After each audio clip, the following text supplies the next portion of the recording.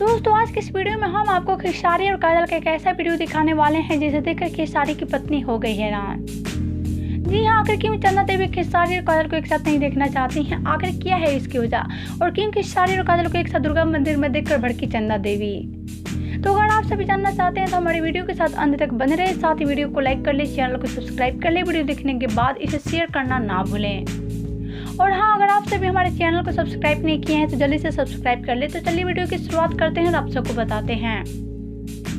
तो जैसा कि आप सभी जानते हैं कि खेसारी शादीशुदा हैं और 2 बच्चों का पिता भी हैं और उनकी पत्नी है चंदा देवी।